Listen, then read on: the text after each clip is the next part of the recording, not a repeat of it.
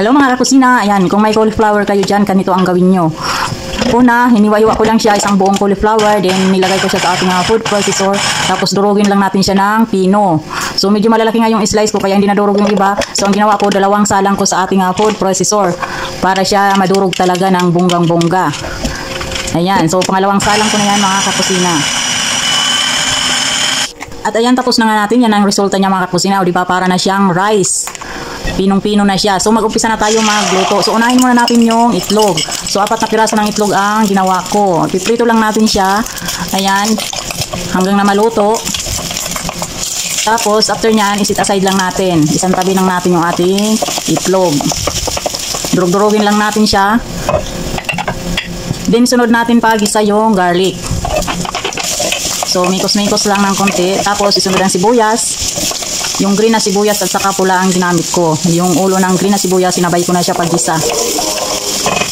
So, igisa lang ng kunti hanggang lumabas ang aroma ng sibuyas. Tapos, idagdag na natin yung ating gulay, yung carrots at saka green beans. So, halo-haloin.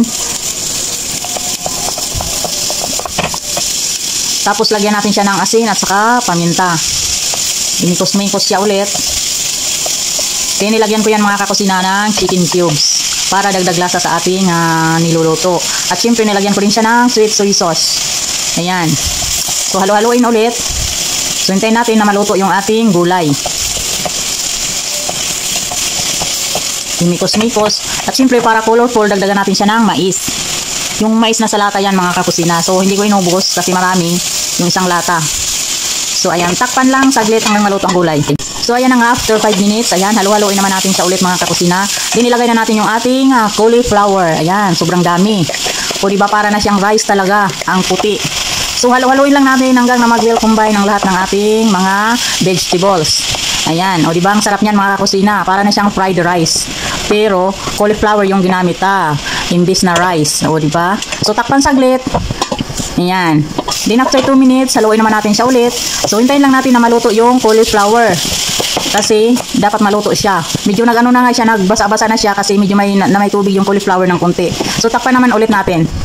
So after 2 minutes again, ayan, halu-haluin natin ulit para hindi siya manikit o hindi masunog sa ilalim. Kaya yan ang purpose natin mga kakusina. So after nyan, ilagay na natin yung ating prenito na itlog. Then halu-haluin natin siya ulit para ma-mix yung itlog sa ating cauliflower. Tapos lagyan natin siya ng onion on top or green onion. Ayan. O diba? Ang sarap niyan mga kakusina. Yummy. So at ayan na nga mga kakusina, ready na yan. So ihanda na yung mga coffee nyo dyan at mag-breakfast na tayo. Grabe, ang sarap ng aking breakfast. Healthy pa siya.